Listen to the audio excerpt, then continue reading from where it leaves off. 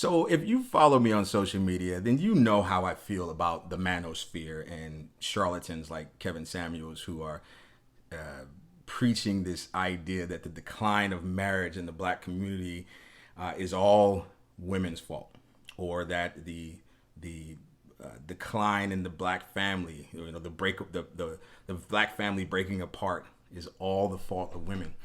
My favorite is this idea that women of yesterday, our grandparents, our great grandparents, they had it figured out. They knew, those women knew how to be good wives, and they knew how to look the other way if their husbands were cheating. They understood that marriage was a business, and that in order to keep the business together and keep the legacy together, they were just going to have to buckle down and take some things. They weren't worried about love, and they didn't want freedoms. They just wanted to take care of their kids, take care of their man, and be good wives. Yeah, anyway, so I want to read this article to you, just excerpts from this article real briefly. And I want you to hear how some of these men characterize marriage and the decline of it, okay? Marriage is declining in popularity while divorce is gaining in favor, and the women are to blame.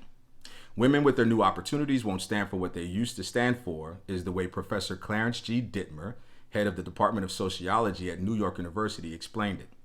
Increase in divorce is part and parcel of an age of adjustment. It accompanies growth, and expanding democracy comes along with the new economic and social opportunities for women.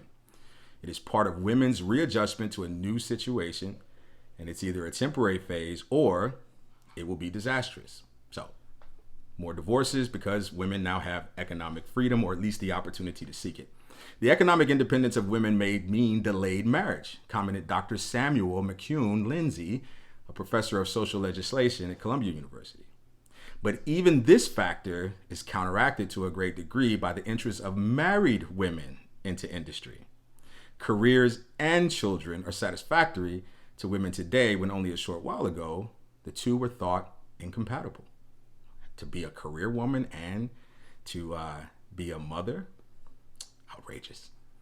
The rise in divorce is economic rather than moral, I believe. It springs from an adjustment to a higher standard of living, a desire for material comfort, not formally taken into consideration, but in general, monogamy rests more securely on the economic life of the present day than ever before. Individual variations count for nothing in statistics. A philosophy of individualism is responsible in part, anyhow, for the slump in marriages and rise in divorces, thought Professor Robert McDougall of the Social Psychology Department of New York University. This philosophy also accounts for a shrinking of the size of families these days. Modern youth is engaged in a struggle for greater individual freedom of action and adapts marriage to that end, Professor McDougall declared. The fact of the case would seem to bear out the opinions of sociologists that women are to blame. Twice as many wives as husbands today obtain divorces. Now, you've heard all this before. You've heard that because women are in the workforce and they're educated, they don't have time to be mothers. They're so focused on their education, they're so focused on their job, they don't have time to do what they were born to do, what they were created to do, and that's be mothers and wives. Not like our grandparents. Our grandparents understood. You've also heard that this desire for economic freedom and material things, and this desire to be a double income family and get the bag, that's another reason why there's a decline in marriage and decline in the family, because women are too focused on money and not focused enough on being in the home, being mothers, being wives, like our grandparents did. Then, of course, the idea of individualism, this idea that we're too focused on ourselves. We're living this life for us, for the individual, instead of thinking about the collective. You know, there was a time where grandma and grandpa, they strived and they sacrificed, and they knew that they couldn't have everything, but it didn't matter because they were doing it for the family. You know, grandpa went out and worked 14, 16, 18 hours a day for the family, and grandma, she, woke up at 4 o'clock in the morning and 3 o'clock in the morning and just sacrificed her whole day for the family.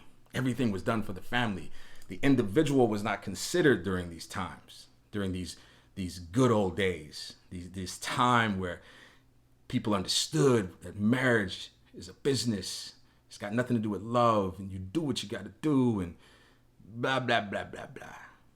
And it's easy to believe that, especially if you're living in today, especially if you're young living in today, until the bubble breaks and you realize everything I just read from you came from the New York Evening Post, January the 5th, 1929. There's nothing new under the sun. All of this crap that you're hearing, all of this rhetoric about how black women are destroying the black family with their educations and their high-paying jobs is just recycled sexism and misogyny from our grandparents. See you next time.